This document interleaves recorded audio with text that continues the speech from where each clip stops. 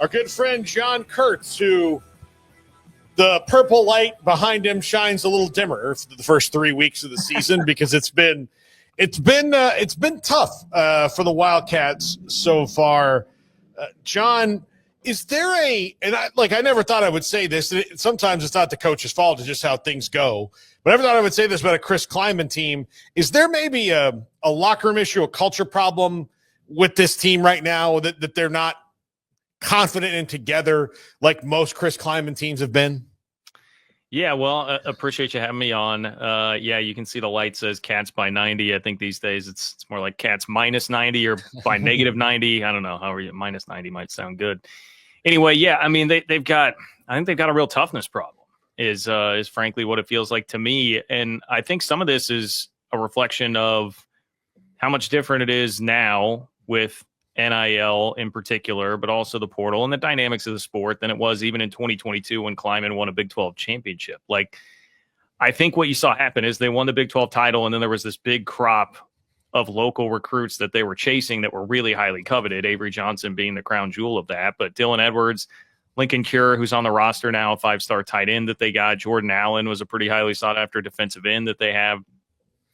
Just a lot more talent that they added to the roster. Like, they were successful in a lot of these endeavors and getting the guys on the team. But it almost feels to me like there's a bit of, hey, these guys were so tough to get and we're worried about the possibility of them transferring and leaving because it was such a hotly contested recruitment for all of these guys that maybe they're not coaching them like as hard as they would have before. I mean, that's just sort of a vibe that I pick up. And some of that is because I feel like these press conferences that Chris Klieman's been having have been a little more guarded against saying anything very negative. You know, I mean, he went up to the podium after the Army game and was kind of like, still proud of the team, you know, outlined, hey, they had the sort of fluky squib kick, onside kick thing, and our kick return didn't help. And I mean, I think he's generally right about all that. That was a little bit of a fluky game. But when your body of work is what it's been so far, you've kind of lost any room to go that route. And it feels like they just refuse to really try and instill much toughness in the team and the culture. And I think you also just had a lot of guys from the team a couple of years ago when they won the Big 12 that have slowly trickled out that were the real alphas, you know, guys that are alpha personalities. This team doesn't have a lot of that. You know, I think of like a Ben Sinnott, Felix Anyudike-Uzama, Deuce Vaughn, Will Howard even, you know, I mean, sometimes I think fans were rubbed the wrong way by, he could be a little whiny at times in post-game press conferences, but I think like on the field, he's a pretty tough dude. And he went through a lot of tough criticism throughout his career and came out on the other side a lot stronger for it. So he had his flaws. He was really turnover prone in 23. But he, I think, was still more of like an alpha personality. And look, Avery Johnson's a really talented player. A lot of times I think teams take on the personality of their quarterback and their head coach. And Kleiman's definitely more of a, you know, leaning into being a coach or a player friendly coach. But Avery Johnson's just like, he's pretty laid back. You know, he's not. Sam Levitt did not play very well at Mississippi State, but I also saw Sam Levitt go completely full Superman, throwing his body out there for a first down, attempting to get one on fourth down at one point. Like, you don't really see anything like that from Avery Johnson, you know, and Dylan Edwards hasn't even been out there outside of one snap so far yet this year. And Lincoln Cure's had, I think, some, you know, minor injury issues and hasn't fought his way onto the field yet. And it's just like, it just feels like there's this tone with this team where none of that has really come together, and they need a little bit more grit. They need some more toughness. They need guys who are going to be alpha personalities and say, hey, I'm going to go make a play when we absolutely have to have it. Like, I mean, I'm not trying to call out specific guys. Austin Romaine, I think, is by far the best defender that they have at linebacker. But he had a chance on a critical fourth down before Army took the lead for good in that game on Saturday. I mean, they had to get this stop. He shoots free on 4th and 4, has a free shot at the backup quarterback of Army, takes kind of a bad angle, gets juked out, kid gets the first down, they score a touchdown, the game's over. Like, they don't have anybody that's stepping up and making those plays and like saying, I'm refusing to let this happen on my watch right now. And even I'm not on the beat like I was through 21 where I'm like at every press conference and talking to the players a lot. So some of this is just relaying what I hear from guys who are doing that now, but it just sounds like there's not even a lot of that frustration, anger stuff coming from players in press conferences. So I just don't know if they have enough of that like attitude in them right now. So during the offseason, everybody was making their picks, and K-State was just one of those like, oh, yeah, they're going to be great. Everybody just threw them into the Big 12 title game and just assumed. And I recall, I think, listening to you, just your regular shows or maybe his 3-Maw, where you were a little bit more down on them than most people were, just chalking up that they're going to be in the title game. Is this still surprising to you where they are, though, given that you had to have some level of expectation that with what they had back, they'd be pretty good? So, like, I guess my question is, you weren't as high on them as some, but how surprising is this still where they find themselves now? Yeah, I took a lot of grief for picking them 9-3. You know, I mean, frankly, just where the fan base was at with the expectation level and where they had been at. And look, I was surprised when I saw that Brett McMurphy did the poll where he took a poll of the coaches at Big 12 Media Days, and they picked K-State to win the league. And then the Gambling Gauchos did the sort of unofficial media poll, and K-State was the pick. I was surprised because to me, it was like, look, I didn't think it would be this severe, but a lot of the same things that I'm talking about, I saw a little bit of that.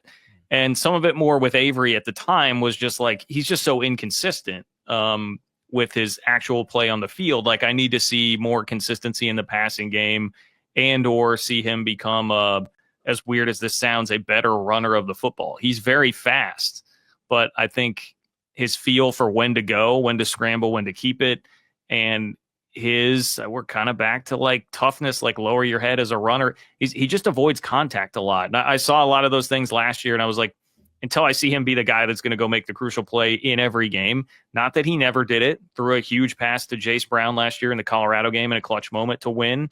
Like he has done it, but not consistently. And so until I saw that, I was like, I'm going to side with like Sam Levitt and Sawyer Robertson on this one. That was my Big 12 championship game pick before the year. So I think the problems are just more amplified than what I imagined that they would be. Plus, I just figured, I mean, they have enough talent that they should be able to overcome some of that anyway. And I think some of it is a little bit more amplified because of circumstance. Now, what annoys me to no end is that it feels like they have made, Chris Klieman in particular, a lot of these issues. To me, it comes across as a little bit of making excuses. And at a certain point, I'm just like, just go win a game, man. Stop telling me that it's going to be hot in Arizona and that you're tired and it's a short week and, you know, the defense was on the field 27 minutes the second half against Army. I get it, dude, but this is not murderer's row. Like, this is not Georgia, LSU, and Alabama that you're playing, okay? Go win a game. And so that's what's been frustrating. But there is this, you know, I'd be very interested to know what happens if Dylan Edwards just doesn't get hurt the first time he touches the ball. They greatly miss his explosiveness in the running game. The rest of that running back room is decidedly average. It's a little bit worse than I thought it would be. And if they just had his explosive ability there, I mean, they were close enough against Iowa State already. I kind of wonder what happens in that game. I do think they would have beaten Army. They probably beat North Dakota more soundly. Like, that could have masked at least some of those problems. It was, I think, a bad move to go play the game in Ireland. In retrospect, I'm not saying that I was screaming it from the mountaintop before the game, but I think in hindsight, that didn't work out very well. I think they planned poorly for it. They practiced less in the spring. To opting in favor of more strength training and workouts was Kleiman's strategy with that game. I don't know. Whatever they did there, it doesn't seem to have worked very well. And then they came back and had to play a service academy the second week after that, which some people would tell you is the week that the fatigue really catches up to you from Ireland. I don't know how true all that is, but it's, you know, it was a tricky schedule. And now you got a short week to go play a conference game on the road in a bunch of heat. Like, yeah, there are some things here that are not exactly ideal. And I think if you had to do it again, you'd probably go tweak some of that. And it wouldn't look quite this bad. You know, the problem is stuff starts to snowball, right? And if you don't have alphas in your locker room who are going to put their foot down and say, well, no more of this, guys, we got to just shut up and start winning games, then it can snowball. And now if you go lose this game, you're 1-3, you're at the 4-game mark of the season, right? And we all understand how important that is with the red shirt rule and guys being able to transfer. So now you're running into some trouble there. I should mention, too, George Fitzpatrick, they were raving about, was going to be their starting left tackle, transfer from Ohio State. He had a really bad heat-related incident at a summer workout, very close to the start of practice and fall camp. And it now looks like he may not play this year, when I think initially they were hoping to get him back like in October. So they've had some bad luck. You know, Dylan Edwards got hurt. They've had some bad luck too. Stuff is just compounded and just feels like there's nobody there to stop it all. So I just worry about how far the bottom could fall out of this, because your floor, I think, is always much lower in these type of scenarios now in the modern game of college football because of players being able to leave, shut it down, transfer. It just, there's less buy-in, I think, when things start to go wrong with teams like this. You mentioned earlier that maybe they're not as hard on the big time recruits that they got as they maybe were on some other guys trying to get more out of them. Is that because they have to live in a little bit of fear of the transfer portal and everything that goes with it, that it maybe not even actively, but in the back of their mind, just thinking like, all right, look, maybe we should push Avery Johnson a little harder to be a leader, or maybe we need to push Dylan Edwards a little bit more, but they don't, because they're like, well, we still feel lucky to even have them on the roster.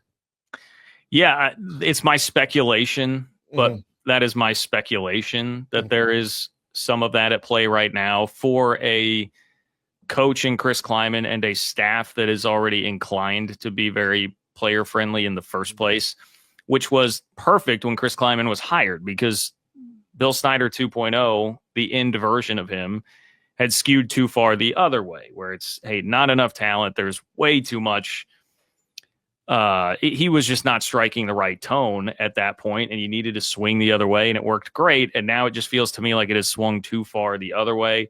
I think some of it could be the coaching staff just being a little bit stale. They have not had a lot of turnover, but the turnover that they did have, I do think this is worth mentioning, this past offseason is, so Connor Riley, who last year was the offensive coordinator, but had been the offensive line coach every single year of the Chris Klieman era. He was the one guy on staff that had a reputation for, he's going to chew you out. Like, he's kind of what you think of as like an old school offensive line coach. He will have choice words for you. He's not going to be afraid to rip somebody a new one when something is going wrong. And fans were not happy with him as the offensive coordinator, but he left, and now this offensive line has been kind of a mess this year, and it feels like there's not enough toughness on the team, and you wonder if it hurt to lose the one guy on staff who really had that as a part of his personality. The other thing is, right before they won the Big 12 championship, 2020, after K-State has a 4-win season that did not go well, they went out and got Tremaine Carroll as their strength coach, who was excellent, and Chris Klieman credited a lot of the culture change and upgrade in athleticism on the roster to things he did. He left late this offseason to go to USC, and you wonder about that. Did that have something to do with what's going on here? I mean, could it have had that drastic of an impact in just a couple of months? I don't know, but it does feel like they lost a couple of the guys who are a little bit more of guys that brought some edge to them on the staff, and maybe that's contributed. So I think what's likely happened here is a lot of things coalescing together. Like, everybody always wants a scapegoat or like a very quick fix answer, like point to one thing. In reality, I think it's a lot of these things that have just piled up that I've mentioned together. And unfortunately, it's really rolled downhill in the wrong direction for the program right now. So I want to revisit what you said about Avery Johnson, because I feel like if there was a scapegoat that people were trying to put out there, it's like, oh, well, they're not running Avery Johnson enough. Like, if there was one, it would be that one. But you're saying, and I think it's clear if you're watching as well, that like some of that's on Avery, but want to blame Kleiman for not calling plays for Avery to run, I guess. So how much do you put on the coaching staff when it comes to that aspect of opening up the offense more, knowing that the player also has a say in that as well? Yeah, I think it's all the way around, because I have some frustration with it too, right? Chris Klieman made a point to say in his press conference fairly recently, I'm paraphrasing here, so I want to try and be as fair as I can, but alluded to the fact that, like, hey, we're trying to keep Avery healthy and upright for an entire season, so we can't just go run him like crazy guys. And it felt like they did some of that last year, and they're probably a little scared about the fact that, remember the Colorado game last year, he missed a series. He went down after throwing a pass where he was kind of like clutching his ribs, but he had an injury that I think initially came from taking a hit in that game. And then the rest of the year last year, I don't think he was quite himself after that. So he did play a little bit banged up. I think that's probably in the back of their minds. And look, I do get it. Like, you have to manage that to some point. He's not going to be Colin Klein. Like, not everybody can be Colin Klein and handle the workload that he did just because of his size and toughness. Like, he was a different kind of cat. And Colin Klein got banged up by the end of the year, and I think that really hurt them in the Baylor game. However, I do think it feels to me like they've coached a little bit of this into him. Like, I wonder how they coach him during practice to try and avoid contact. Because if you go back and watch him in 2023, when he was playing sparingly and just running the football essentially in relief of Will Howard, or just interspersed with Will Howard, I mean, it looked like he was running a lot harder and just freer and not thinking. The Texas Tech game where he had 5 touchdowns. I mean, I'd have to go back and it's been a minute since I've rewatched it, but it felt a little bit more like QB power-ish type of stuff. You don't see any of that anymore with him. And he would just go take it, make one decision, hit a hole, and just hit it hard. Like, he has not busted out a huge long touchdown run his entire career. You know, these 2 years he's been starting, I would have thought for sure last year alone, the guy would have had, you know, a couple 50, 60-yard runs, and that just hasn't happened. So I don't, and it's very easy to watch him run, and you can see he's trying to avoid contact. Some of that is smart. If you're getting hit, you know, trying to go down in a way that you're not going to, I get that sometimes, but it just feels like the decisiveness isn't there. I think sometimes, hey, if your first read's not there, your second read's not there, I wish he would just look to run and take off. I think he tries to sit in the pocket a little bit too long and force things into like a third or a fourth read. So I'm obviously armchair quarterbacking some of that, but I think it's been, hey, maybe call things that are a little more advantageous to him. He's honestly great when he gets outside of the pocket and throws the ball on the run. So whatever you can do to get him on the move, and kind of moving the pocket. And then, hey, if he wants to throw. If not, he can take off and run. But I just feel like the whole, they've kind of protected him. They've kind of, it feels like they've used gloves when handling him in general. And I don't know, like, hey, save him for an entire season. But if your season's going to start 1-3 because you're not utilizing the best asset that the offense has, which is his speed and athleticism and his legs, then what have you really saved? You know, again, talking about a pendulum swinging, I feel like they've skewed too far to that side, and it's two-pronged. Some of that is Avery, some of that is how they've coached him, and then some of that is the play calling, you know, and I'm sure any Texas Tech fans in the chat are probably popping off Matt Wells jokes about right now. You know it.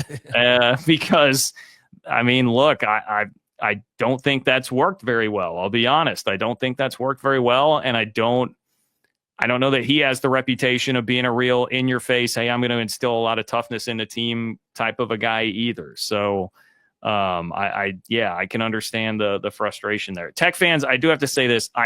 I know that he kicked a field goal on second down one time or whatever it was. Like, I've got 100 of you have sent that to my Twitter mentions in the last couple of weeks. I understand. I get the joke. He's going to kick field goals on second down. I know that happened. I'm aware. John, what's your read on the early goings of the rest of the Big 12? Yeah, it sucks that Arizona State lost that game. I did feel like that was a huge game in terms of perception for the conference. Not that there was a lot to gain, but there was a ton to lose. And I feel like that one's really going to hurt. But I do think that, I mean, the way Iowa State has played, the way Utah has looked, and what I seemingly have found with Utah is that I think they had enough cachet built up that people are buying back in on them pretty easily after seeing Devin Dampier and seeing the way that the defense has looked, especially in the UCLA game against Nico. So, I mean, I think those two should have pretty compelling cases, at least as of right now, assuming there's no stumble this week for an at-large bid toward the end of the year. Texas Tech is fascinating to me because, I mean, they look about as dominant as I can remember seeing a Big 12 team look playing anybody through the first 2 weeks of the season. And I know I'm not trying to say Arkansas, Pine Bluff, and Kent State is great competition, but I mean, there's a certain floor I think you have as a team when you can look that dominant in doing it. You know, in the first half, I had the stat. I was writing for my newsletter. What they've outscored teams in the first half through the first 2 weeks, like 90-0 or something like that. I mean, it's crazy. So I think it'll be interesting. BYU's defense looks great. Like if Bear Bachmeier, we don't know, I think really what he is going to be throughout the course of the season. But if they can bring him along to just be solid, I think you got to watch out for BYU again. I still wouldn't write off Arizona State or Baylor. You know, I mean, Baylor has the best win of the Big 12 season so far, and Sawyer Robertson looks like a Heisman candidate at quarterback right now. So I don't think it's like dead and gone, any chance of an at-large and a couple teams in the playoff. And I think it's shaping up largely how we thought it would, that it feels pretty wide open, and there are a lot of teams that could probably get up there and challenge and contend for a Big 12 title. I mean, even, you start, TCU, I feel like it's unfair to leave TCU out of this discussion. My assumption is just that Bill Belichick in North Carolina is a total mess. So maybe that's a part of this, that I'm not giving TCU enough credit for that, but they absolutely can be in that discussion as well. And they should have the schedule to go out and prove it against just about anybody in the Big 12 this year. So I feel like lots of contenders like we would have anticipated here. But that, to me, it feels like the top group that's pulling away a bit right now would be Texas Tech, TCU, Iowa State, and Utah up at the top of the league.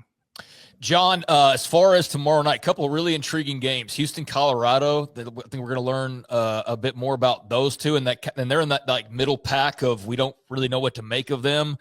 But how are you feeling about K-State and Arizona? Like Arizona's looked really sharp. They've handled their business. Fafita's looked good, and Kansas State's obviously been in a weird spot. But for some reason, I'm like leaning K-State here. What are your feelings on this matchup?